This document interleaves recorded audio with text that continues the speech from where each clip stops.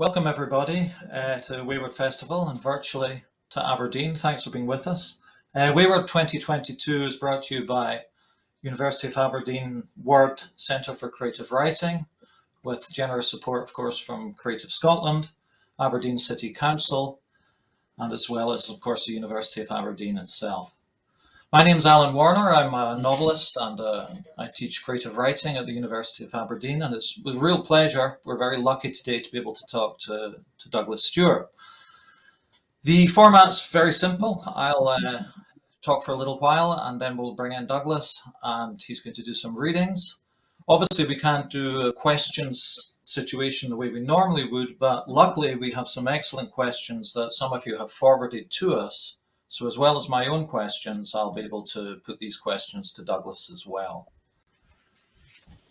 So I'll just say a few things about Douglas and his novels before we get to work. I think for most of us nosy Scottish writers like me, it was fascinating and exciting when Douglas arrived on the scene with his first novel, Shuggie Bain. And of course, as we all know, that won the 2020 Man Booker Prize, which for a first novel is obviously an exceptional thing. And it was a book that nobody really saw coming. It had a huge success. Not only did it win the Man Booker, it was shortlisted for the United States National Book Award, which is a very big award. It won other awards. And of course, it's gone on to sell a great deal, be universally acclaimed. And also, of course, it's been translated into, at last count, 38 foreign translations, which is an exceptional amount of foreign translations. So essentially, you have a book that's a novel that, with Shuggie Bain, is taking post-industrial Glasgow to a global readership in a way that the only previous Scottish winner of the Booker Prize, James Kelman, who won in 1994 for his novel How Late It Was, How Late, in a way that unfortunately that novel didn't, which is something Douglas and I might well talk about. So with Shuggie Bain, we're taken into this world that's very memorable, and everyone, I think, I know many of you are familiar with Shuggie Bain, but now we have a new novel, Young Mungo, a beautiful and a terrifying new novel that really has followed quite quickly on the heels of the success of Shuggie Bain. So it's enormously exciting to encounter the novel and to talk to Douglas about it. We'll be focusing on that novel today.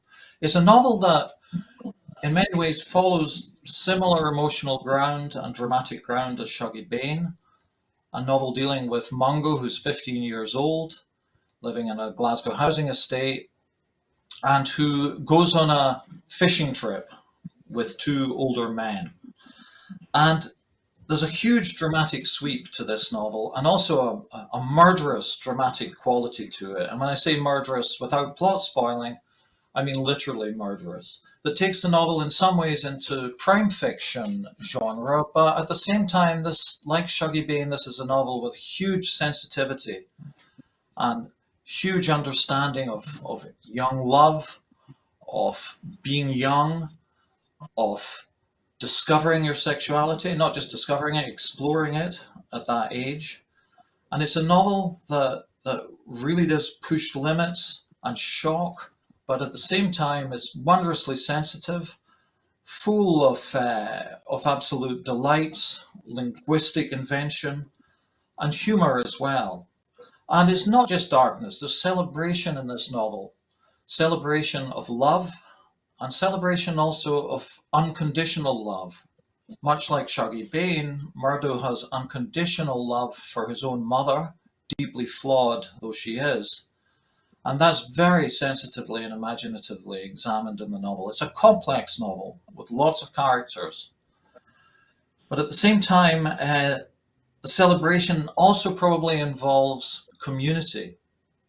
There's a deep understanding of community in the novel, but I also think an understanding of how community both creates us, our identity, it nourishes us, but community can also, of course, devour us and destroy us. And that's examined in a beautiful way in the novel that I hope Douglas and I can talk about. There's another aspect to the novel that I find absolutely fascinating. There's a kind of dialectic going on in the novel between two Scotlands. Urban Scotland, of the housing estates, of the schemes, which is violent, which is sectarian, which is striven with poverty. And of course, we're talking about a period here where communities are reeling psychically and physically from the convulsions of the Thatcher era and all the problems that that foisted on the people of those communities. But as well as that, we have another Scotland, a Scotland of nature, Scotland of the Western Highlands, my own part of the country, where Mungo goes on this wayward, to use a word, strange fishing expedition with these two older men, sent by his own mother, menacing men, Gallowgate and St. Christopher, who, to quote, are going to make a man of him as he goes up into the Highlands with them for the weekend. And that's how the novel begins, and then it moves between two time zones, between the fishing expedition, the Highlands, the dark lochs, the green hills and rocks, the forests, and then back to all that Murdo knows, really, the housing estates where he's grown up with his dysfunctional family. So it's with real honour, and I'm very touched that Douglas has taken time out. He's very, very busy just now, and he's trying to find time to lock himself away and write. So I'm very honoured and delighted to welcome him here. It's very touching. So welcome, Douglas. Thanks so much for joining us. Alan, thank you for the invitation. It's an honour to talk to you and to be in Aberdeen, if only virtually. If only virtually. Well, one day maybe for real we'll make up for it. Look, there's lots of ways into this amazing novel, but Mhm. I thought one way of approaching it, rather than maybe me just going, before I bring in questions from our audience, one way of maybe looking at it is rather than going for story and character, which I think are fundamental building blocks of any story, I wondered about structure, and I wanted to ask you a question about the structure in terms of how you deal with time. In Shuggie Bain, you did something similarly obvious but complex and moving between different years. But in Young Mungo, it's essentially just two temporal positions. May, when they go on the trip up to the lochs to go fishing, and then from January in the past back in the housing estate. And you move between those positions with huge skill in terms of the dramaturgy of what happens. And I was just curious if a writerly question, of course, if that's a structure you discovered in the writing, or if you were sure about that structure before you started out. Yeah, that's a great place to start. You know, the entire time, the 10 years that I was writing Shuggie Bain, Mungo was right there at my elbow and Ah, ready to tell me his story. And I almost had to finish Shuggie before I could turn my attention. I was learning how to write through Shuggie, but Shuggie was a portrait that almost didn't know the edges of its frame, if you like. I didn't yeah, know, when you look at a family over 40 years, you can look at them forever in a way. You can look at them in yes, any detail. And with Mungo, I wanted to write something that was incredibly plot driven, that had a very contained temporal space, that felt very tight and just sort of had an urge to it, had some kind of like lifeblood to it. And I knew that I was going to be looking at, as you said, this dialectic between the city and also the countryside. But I wanted to wrap them around each other because the book, one of the central things about the book is making a man out of this young, motherless, fatherless boy. But it was also yeah, about increasing the stakes on the central character. It was about constricting him so tightly that I wanted the reader not to be aware of how he was going to emerge at the end. What kind of person or thing or memory was this character going to become? But a lot of what I was reacting to was I was actually quite angry about a few issues in life. I was angry that I grew up in a time where things were so incredibly gendered, where it was yeah, believed that the safest place for young men was around other men, any men, or for young boys. And whether that was through the church or through sports or through a guy that was building a garden shed or fixing a car engine, it was just believed that young boys were always safe around men. And that's incredibly true for 99% of it. But of course, there was always the yeah, 1% where that wasn't. that was a very dangerous thing. And that's what Mungo goes through with his mother and these men. But it was also a time when we just couldn't acknowledge the real monsters in society. We didn't look at what the church was doing, at what scout leaders were doing, what radio DJs were doing, the man up the road. We almost couldn't see it as a society because we didn't want to admit it was amongst us. And yet at the same time, we were also awfully hard on young queer people.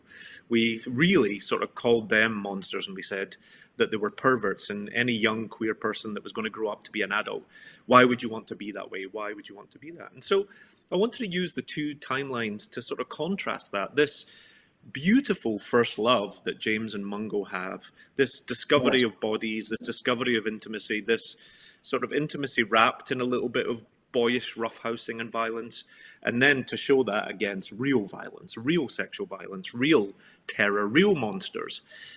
Because those things are actually often seen as being very akin in the queer gaze, but they're incredibly far apart. Yeah, yeah. I think that's one aspect of the book that I think is important, is that this is a pre-mobile phone, pre-internet period. That isolates the characters, and it also brings to mind, to me, an older Scotland and an older society.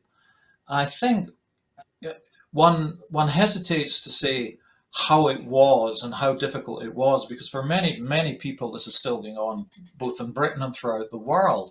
But how, and we've talked a little bit this privately, how incredibly hostile majority culture and society was to any form of difference, and especially any form of gayness, whatever your gender. It was a weakness, and there was almost a settled way of attacking people, even towards heterosexual men. They were constantly berated and challenged with the concept of being effeminate, not being sufficiently masculine. And of course, in the Scottish novel, this history of masculinity is such an important part of its subject matter, existentially and philosophically. And I just think it's interesting to look back on that period of how truly hostile it was. I grew up in a small town, and I remember that period of the late 70s and well into the 80s, when I don't want to say people perhaps don't understand, but where it was for young men physically dangerous, not just to be gay, but to show any signs of being gay, and how submerged and how careful and how smart and judicious they had to be to protect themselves 24 hours a day. And looking back on it, it really brought it back to me how pernicious that power was that was always there in amongst young male society. It was very powerful. Yeah, yeah. I mean, it is crazy to think how far most countries have come in the 30 years. Obviously, as you say, there's a lot of people still left behind. But I was encouraged to see Glasgow voted the seventh best place to be gay in the world by, I think it was Attitude magazine. That's an enormous development from the Glasgow Sure. of my youth. But we shouldn't forget our past, and we Yeah. certainly shouldn't forget our recent past. And you spoke about community. Community is really central to my novels. It is how it nourishes us, how it forms us, but also how it holds us in place, and certainly how our reputations, or how we are seen by the people around us, gives us an identity and a name. That was certainly true of Agnes and Shuggie in Shuggie Bain. When Sure. they were Yes. looking for solidarity, because they were identical to those Yeah. around them, both socioeconomically, religiously. Agnes had airs and graces, but her reputation and what people thought about her were her entire identity in a way, and she was always pushing back against that with a sense of Sure. self-worth. But masculinity fascinates me, Yeah. heterosexual masculinity, because Yeah. I Of course. both spent a lot of my youth performing it, Alan, and also being Yeah. absolutely terrified by it. And you're Yeah. right in a way, before we have to address queerness, and something that Shuggie taught me when I was searching for the root of pain, was that actually the pain didn't start with this young queer boy. It started all the way up with the hurt that heterosexual men were carrying. And you're right Yeah. in the fact that masculinity was a very narrow expression in some neighborhoods, in some parts of the city. And it was even for heterosexual men. It wasn't about searching out the poetry in your soul or expressing yourselves. Even the Smiths, for some of the young men that I grew up around, would be quite a risky Yes, thing to say that you liked or you enjoyed. You know, absolutely. it's quite fey, Yeah, it was quite feminine. And so it was, you know, I always felt really bad for even the heterosexual men because they didn't have much elbow room to maneuver. And so as a young man, when you were gay on the outside of that, and I just couldn't fit in, you know, it was noticed in me when I was about 6 years old, long before sexual desire was ever a thing. It was just about gender. It was just about being. It was about spirit. And I was sort of pushed to the side almost instantly, and then reminded of my place at the side for the next 10 years of growing up. And I spent my entire youth trying to just, for me, what I wanted was to be invisible, to not be bullied, to not be hit, to not be ostracized. of So it course. led me to performing my masculinity. And so I write a lot about that. You know, I write about that need to try and belong in the only place you know when that place doesn't feel like you belong. Of course, yeah. Yes, you mentioned anger, and it's interesting.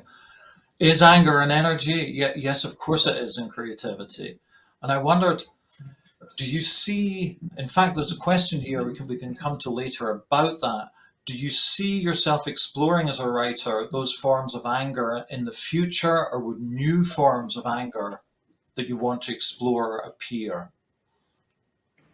You know, I really try to metabolize my anger because I think I wasn't, especially when I was writing Shuggie Bain, I wasn't, the first couple of drafts were quite angry. I was angry at the state, I was angry at the community, I was angry at traditional heterosexual gender norms, I was angry at Sure. poverty, at Thatcher, I was angry at the forces that had stolen my own mother through addiction from my life when I was a boy.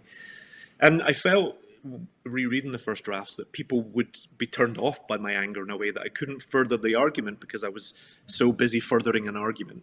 And so what I tried to do was just actually to convert that into a place of empathy, a place of where I didn't take a moral position myself, which probably doesn't belong in the novel anyway, and just to say, look, Yeah, here is the portrait, here are these people, and your morals and your anger and your point of view and your politics actually are none of my business as the novelist.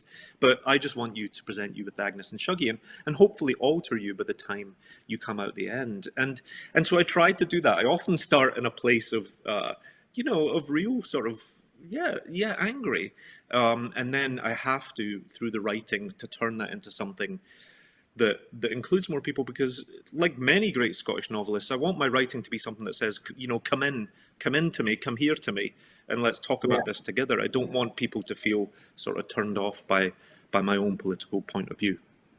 sure. Which brings me back maybe to James Kelman, and again, a writer, a very great writer who is informed by anger, but that anger is crafted and very interestingly made objective, so that we come into a dramatic situation in his work, like How Late It Was, How Late, where the anger isn't stated, but it becomes part of the narrative essentially. It's revealed through what's happening with the characters. How could you not be angry? And I know it's a book that's Mhm. influenced both of us hugely.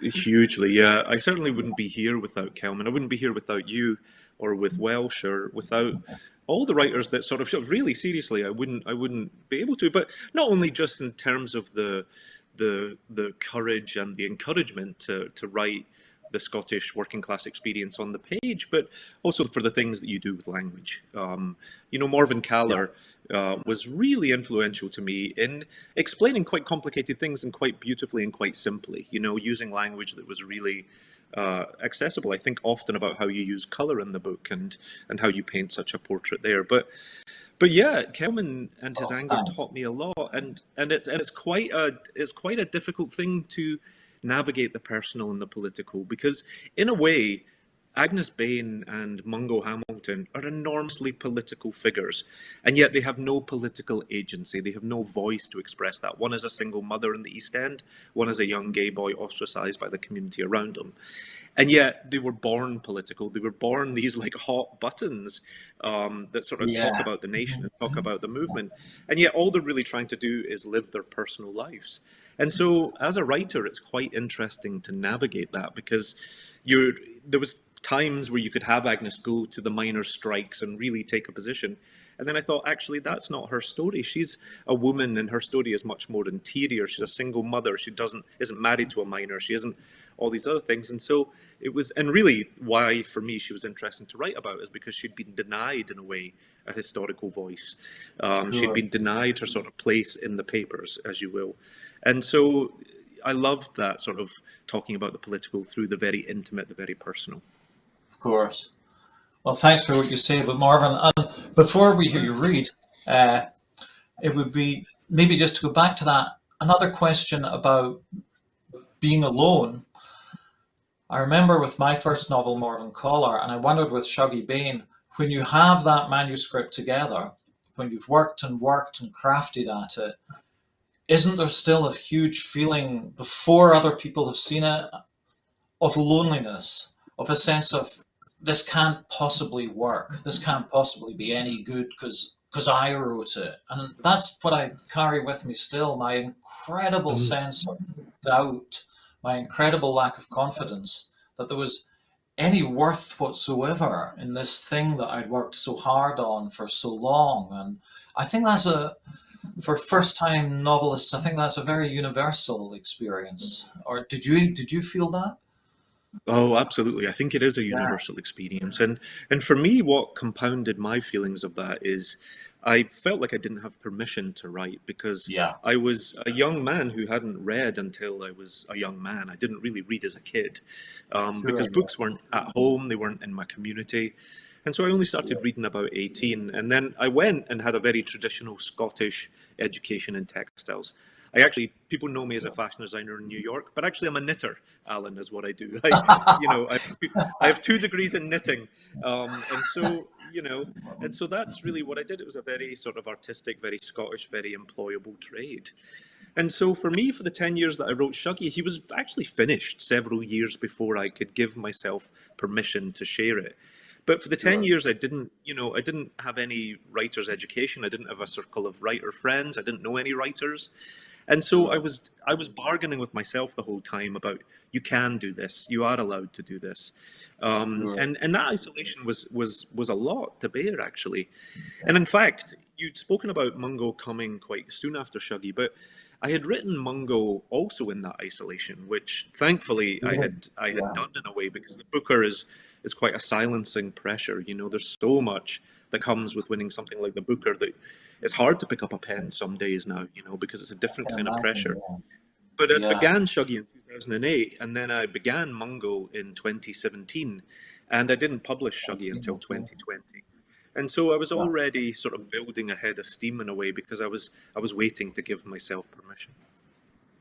And permission is so important. I understand what you mean. And again, back to masculinity, I suffered exactly those questions in a wider sense. Hey, I'm not Hemingway. I didn't shoot elephants in Africa. Hey, I didn't go to Oxford. I didn't go to Cambridge. I didn't live in Paris for a year. I come from a small town on the west coast of Scotland. Who would possibly want to publish me? And how can I be a writer? I'm not a writer. It's not Hmm. possible for someone to like me to be a writer. And there were lots of reasons why I shouldn't have felt like that, but I Hmm. did, and I think Yeah. I think things have changed. I think there's a huge openness now and a confidence that people can take that their work at least will be considered. I hope so. I hope because that was a suffering. You'll know yourself. It's a suffering and painful thing to feel Yeah. lonely like that, and I wouldn't wish it on anyone. And anything I do, Yeah. in fact, is perhaps working against that feeling. Don't feel you can't do it because you can. That's absolutely right. And I hope any young Scottish or writer from a working class background feels that invitation a Yes. little bit keener than perhaps we Yeah. felt it at the time.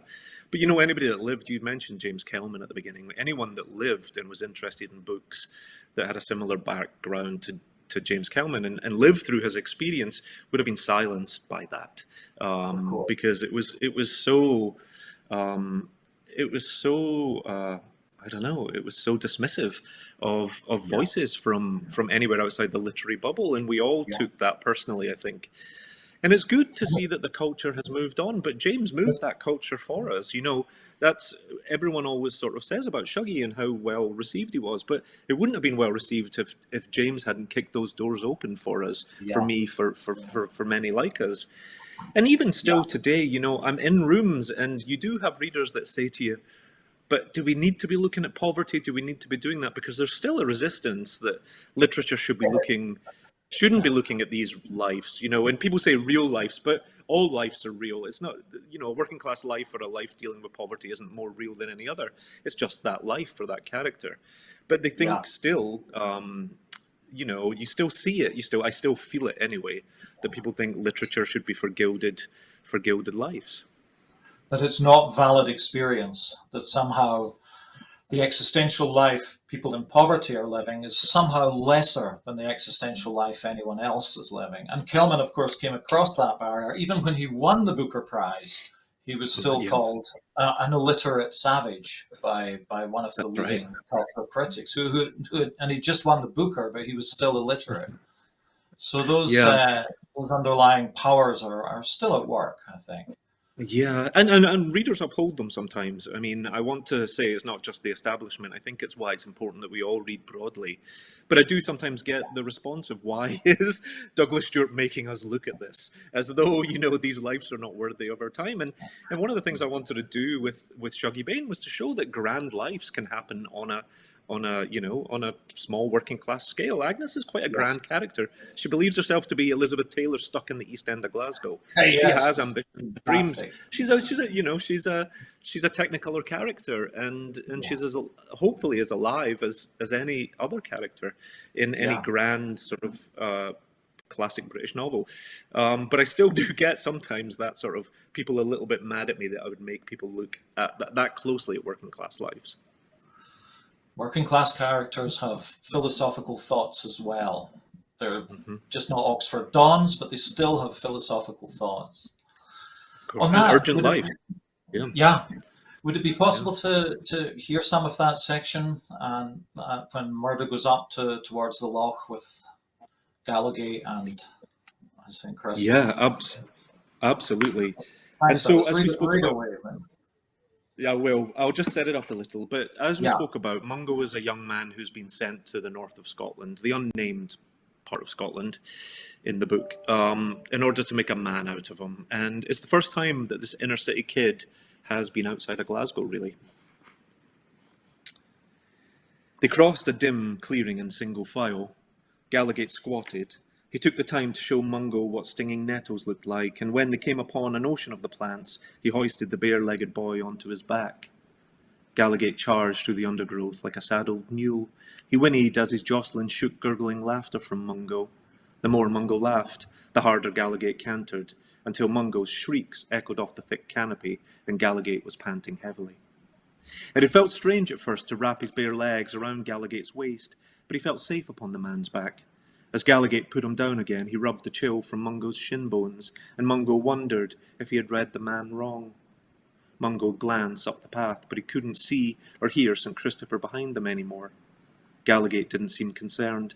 He hawked into the ferns and kept marching onwards.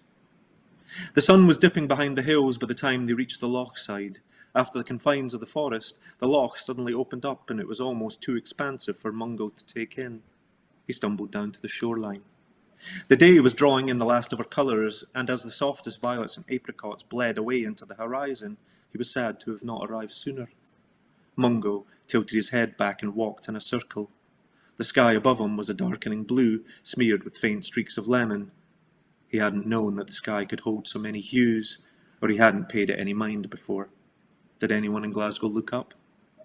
He let out a small, awe-filled sigh. All this beauty in the sky was mirrored in the loch, as though Mother Nature was bragging. Gallowgate grinned with pride. Wait till you see the night sky. You've never seen a black like it. Gallowgate offered Mungo his shoulders to sit upon, so Mungo could glimpse the other side before it vanished entirely in the dusk. From this height, Mungo thought the loch must be 2 miles wide and 100 miles long. On the far side it was hemmed in by stout hills, whose slopes were split like the underlying rock as torn through the very fabric of them. All the colours were patchy and mottled, and it seemed to Mungo as though the hillsides had been blanketed in some giant threadbare rug. The moss green and the drab brown were rubbed away in patches to reveal the grey granite as if it were the underlay of the land. There were scatterings of purple moorflower and golden gorse, and here and there were little pockets of white snow clinging stubbornly to the deepest fissures. The loch diminished out of view on the left. To the right it turned around a lazy corner and disappeared behind a wall of pine trees. Mungo thought how it was 10 times bigger than his scheme, bigger, perhaps, than Glasgow herself. He had seen the sea twice before. There the water was always shaking and churning, but here the tide was lazy and the surface was glassy as a puddle.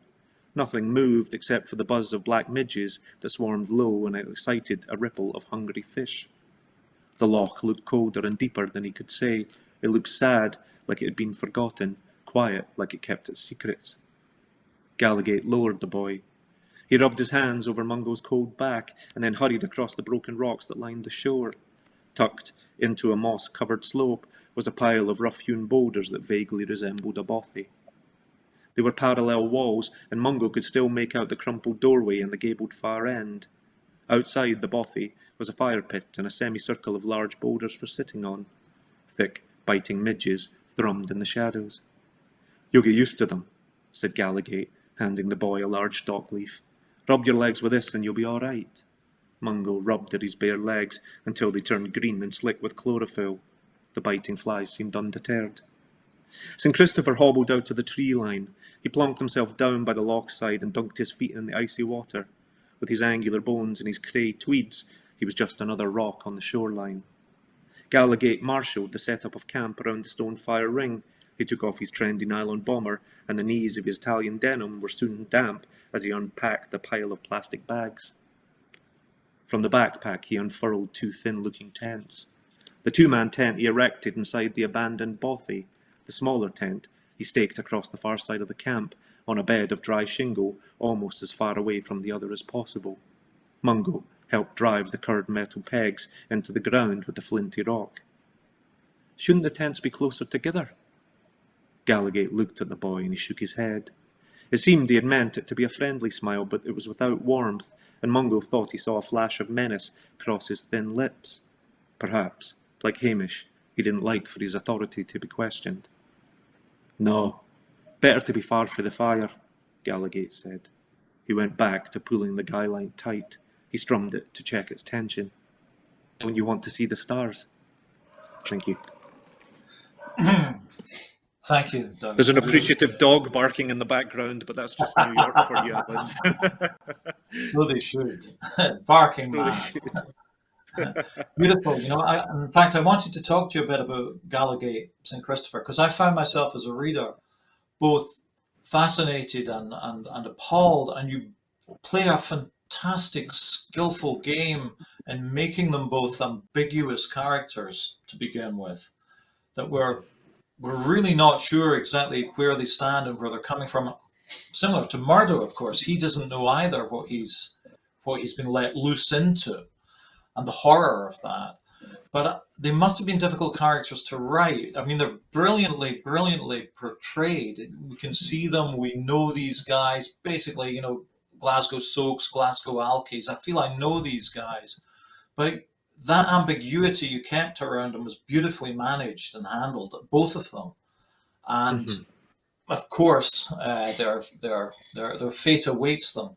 But it was a fantastic portrait, and I found myself horribly drawn to Gallagate as well, because he's a compelling character I wouldn't say in the Begbie tradition, but he has that element of uncertainty about him. Is he this or is he that? And all is revealed, of course. But was he a difficult character to write? Yeah, they were difficult characters in the sense that I didn't want them to be all bad, and the withholding of information was important, as you say, Alan, because Mungo doesn't know them at the beginning of the book. He's essentially they come to him as strangers, and he finds himself going with them. And so, in a way, I wanted the reader to see through Mungo's eyes and for things to be revealed. And although they turn out to be quite monstrous men, they're not also all bad people, or they have stories within their own rights. And I found the more that I gave them space, the more I allowed them to sort of, the more that I sort of pushed into them and I said, tell me where your pain, your story starts, the more they became human for me. And for the first couple of drafts, they were a little two-dimensional. You know, they just did Yeah. bad things, and they were just. And I thought, oh, it's kind of unfair because you know even monsters are made somehow or something comes of them, and so it probed me to go back through their lives and to find the point where people didn't love them, you know, or they felt unloved. And Gallagher is quite a he's quite a seductive character because in a lot of ways Yes. he's a handsome man. He thinks he's a gallus, you know. He loves a bit of Italian denim. He's about town, and at the other time he's also using his charm to menace. You know, there's a scene where Mungo says this is the fifth face Gallagher had shown him because Gallagher he's grooming the boy and he keeps changing his Yeah. face to suit the thing that Mungo wants from him, whether that's avuncular or whether that's a friend or whether that's slightly, you know, authoritarian. You know, he keeps changing his expression, and so even for Mungo, he's quite a difficult person to navigate. Yeah. Yes, and he grooms him in a disturbingly intelligent and subtle way, and you can see that slowly developing, but it's not apparent to begin with. What you're saying Yeah. there about the reader brings to mind a question that's come from Emily Louise. It's a question I think probably you've been asked before, and I have as well, but it's an evergreen question. Emily Louise asks, do you write with specific readers in mind, or do you write for yourself with the hope that readers will take something from it? Yeah, that's a interesting question for me because when I began Shuggie Bain, I wrote not knowing I would ever have any readers, not knowing I would be able to share this work with anyone other than my husband. But actually, Yeah, through writing it and through sharing it with my husband, who's American, I suddenly became aware of something that I wanted to achieve, which was I wanted to take the Scottish experience, but make it accessible for him in a way. And so to write it authentically for Shuggie and Agnes, where the book felt like it was only written for them, but also to not exclude him from the journey. And so when I was writing the book, I made some very strategic choices about language that would both sort of enrich the reading experience, but also not exclude somebody that didn't speak Scots or didn't speak with a Glaswegian yeah, dialect. And so I spent yeah, a lot of time trying to balance that language, and I still get feedback on it every single day. But I'm becoming more aware of my reader about feedback where I've failed and where I've succeeded. But I'm becoming more aware of my reader, I think, now as my career's getting established. But at the beginning, I didn't know who it was. I didn't have any mental picture. yeah. I think that's the difficulty. It's if you do imagine your reader, who is that reader? Is it a 60-year-old person in Orkney or a 15-year-old person in Cornwall? How do you establish a concept of a reader? And it's a difficult Yeah, question, balancing the language. that's right. And actually, one of the things that I made a decision about early is sometimes I was writing Shuggie Bain and I was writing what I thought were the most beautiful literary sentences. And I was very proud of myself. And I would come back to the novel the next day and I just felt that I was writing in opposition to Agnes and Shuggie. I was writing about them while not standing with them. And I had Yeah, to then make the decision who I was writing the book for, not necessarily about a reader, but who was this for? And because so much of it is drawn from my own life, it was for Shuggie and Agnes, and I was standing shoulder and shoulder to them. And so I had to go back and really think about my language and think about how grand I was trying to be in some places, and how that would annoy someone like, I don't know, someone like Lizzie Campbell in the book, because she would be like, "What are you sure. using those fancy words for?" So it was interesting to try and calibrate that and to decide whose side I was on. Yeah. Yes, it's a difficult one. And I always advise students of mine, when in doubt, retreat to the consciousness of the character and think Uh-huh. about the consciousness of the character, the experience of the character, and you'll find a way of coming back at the story through their view.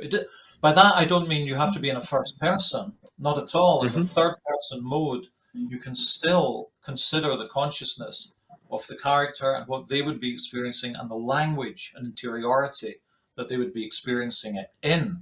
And that, at least when you get stuck, because we all get stuck, it gives you some way forward, I think, to Yeah. keep on at the page. That's right. And even sometimes, your experience as a writer and the characters are so very far apart. There's a scene in Young Mungo where Mungo is just in awe of the fresh air that's coming down through the glen, but he's never been in the Yeah, natural world before, really. He doesn't know the different types yeah, of plants and flowers and the ecology of the region. And so as a writer, I try to paint it.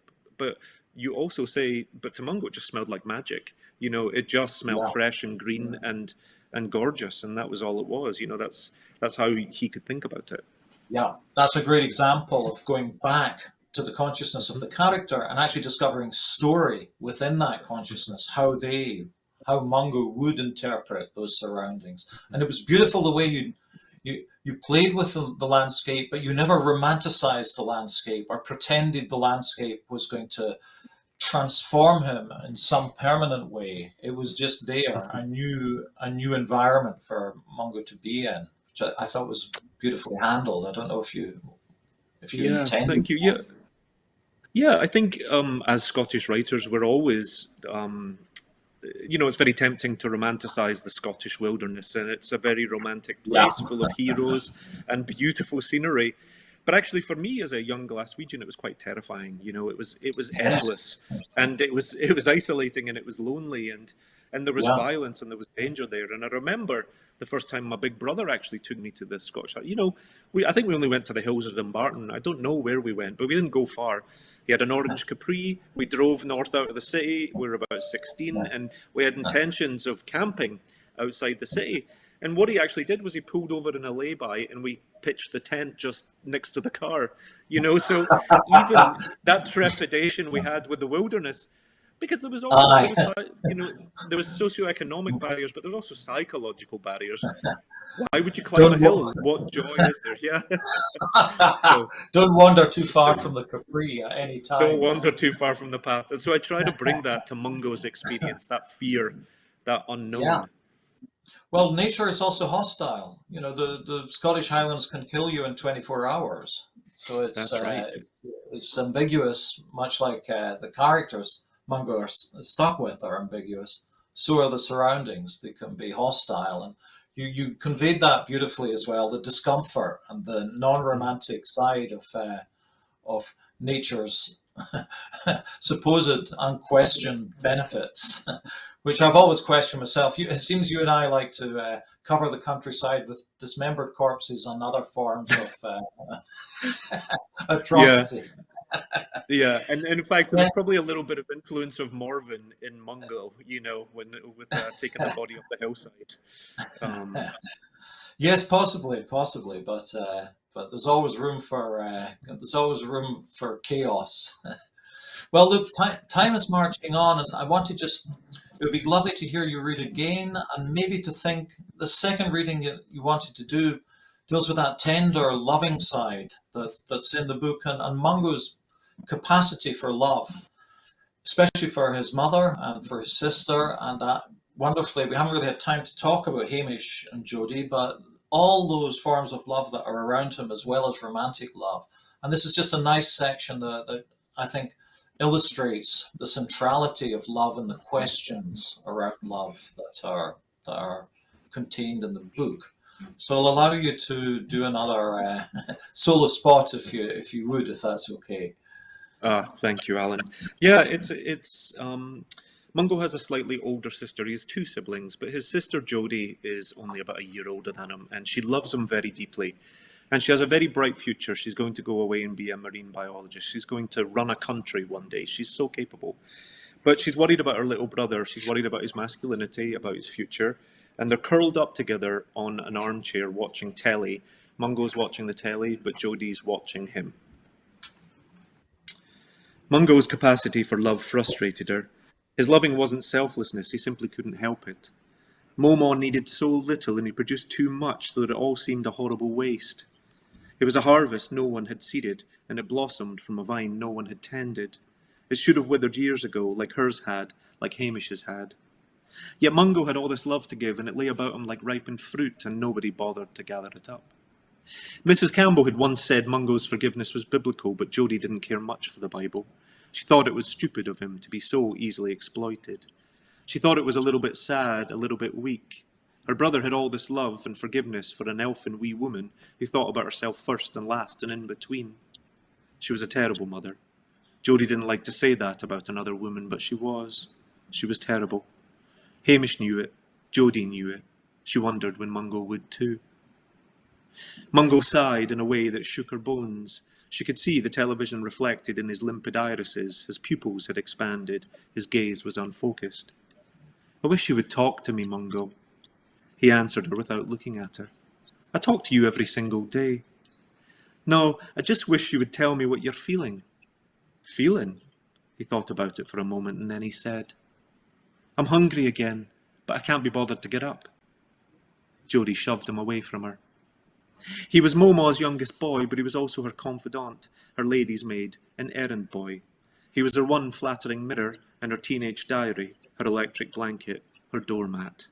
He was her best pal, the dog she hardly walked, and her greatest romance. He was her cheer on a dreich morning, the only laughter in her audience. Jodie shunted him again, but Mungo only grumbled and curled tighter around her.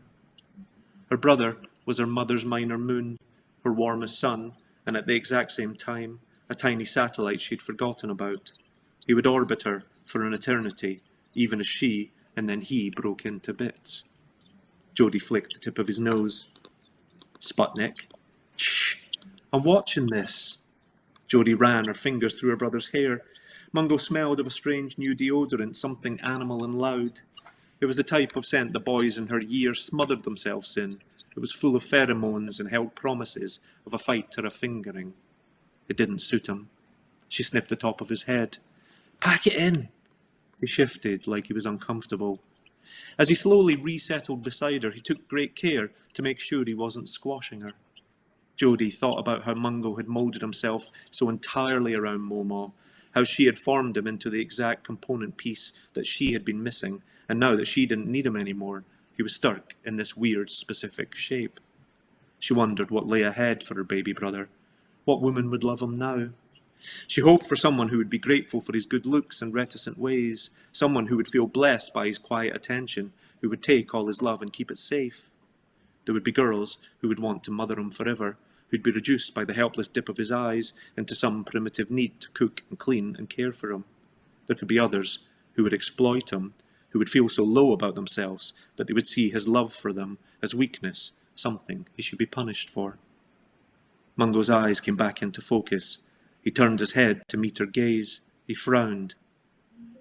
Who the fuck are you staring at? You, Mungo. I like you. You're good stuff. Thank you. Thank you, Douglas. It's beautiful actually to hear you read it. And I should say as well, this isn't just a one-dimensional book. What you could call the subplots of Jodie's story are beautifully, vitally rendered, and Hamish as a complex character as well. It's almost like separate novels belong with these characters. They're so interesting. And it was nice to see young love going wrong in a serious way for Jodie as well, not just for Mungo. And Hamish is that one of those classic Glasgow hard men, but a complex character, and with nuances to him that I wasn't expecting that were delightful as well. And for readers of this book, there's just a timeless set piece where a gang decide to destroy a JCB park. It's one of my favorite things I've read in a long time. A riotous sequence, picaresque madness. And so it is a complex book with a large cast of characters. It's not just Mungo's journey. There are other journeys there as well, and I thought you handled that very, very beautifully in the novel, how it moved and transitioned seamlessly between all these different story strands. Mm. Thank you very much. Yeah. And you know, it's part of the joys of writing working class stories and also part of the challenge. I never felt that there was a strong I in my book sometimes. There was always a we and an us and a them. And to be able Yeah, to look only at one character while these people were living so close and literally neighbors up and above and below him, that were going through similar things. The community was going through such change. You know, they were wrestling with gender identity for heterosexual women and men as well.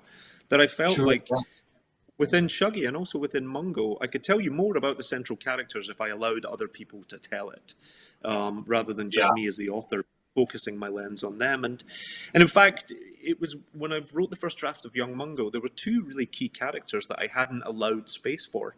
Mr. Calhoun, who's an elderly gentleman that lives in the tenement on the Yes. ground floor, and is a bit of a ghost of Christmas past for Mungo. He's a bit of a cautionary tale A about making the heartbreaking right choices story, in life. a heartbreaking character, but also a wonderful character, and in some ways the most stable, sound, and wise character in the book as That's right. well.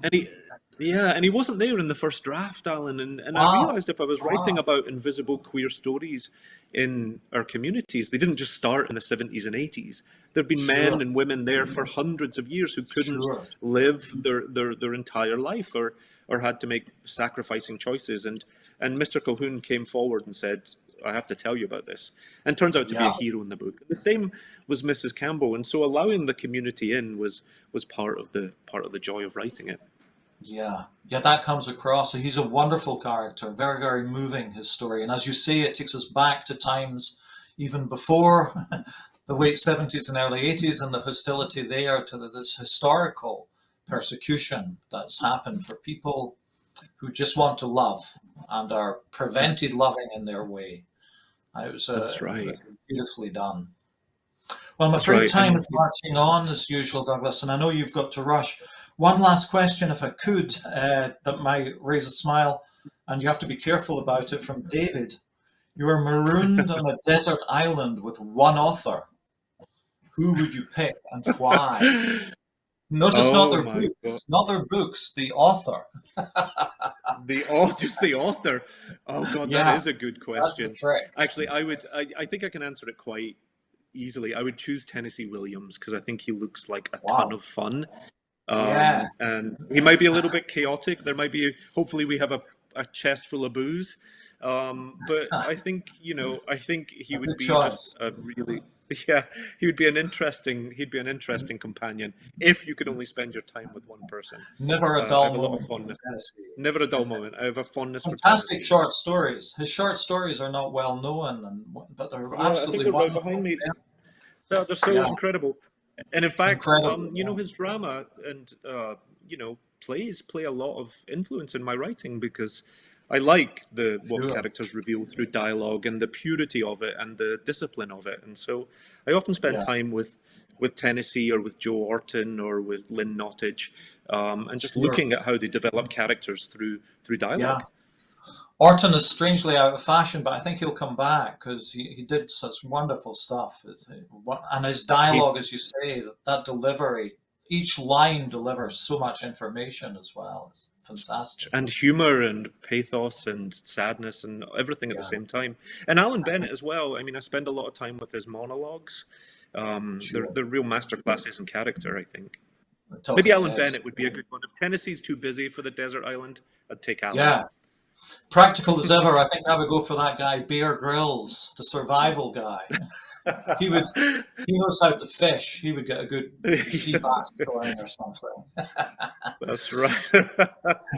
Cups of Well, look, urine Dennis, for I'm both of afraid, you. as always, time waits for nobody, and it's caught us. And I know you have to be on your way, but I'm so, so grateful personally, and we are at WayWORD for your time. I know you're a busy man, so thanks so much for taking time to talk to us, and it's a pleasure. Thank you for the invitation. I only hope I can do it in person one day. Please invite me again. Of course, one day, yes, we shall gather. The pipes will play, and we will gather. Be lovely to see you sometime, and thanks so much. Take care of yourself, and good luck with Young Mungo. It's a fantastic book, so everyone out there, please do try and buy and read the book because it's an immersive experience in so many ways. You won't forget it.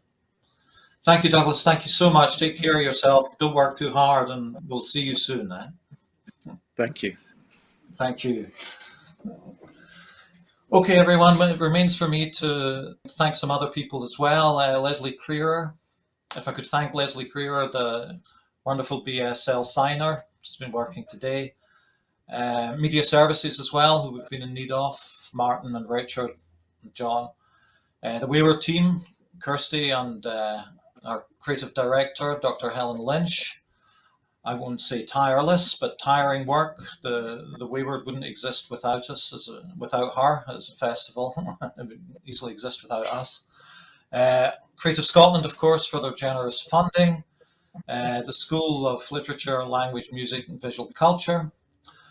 Of course, the Word Centre for Creative Writing for all their generous funding towards WayWORD.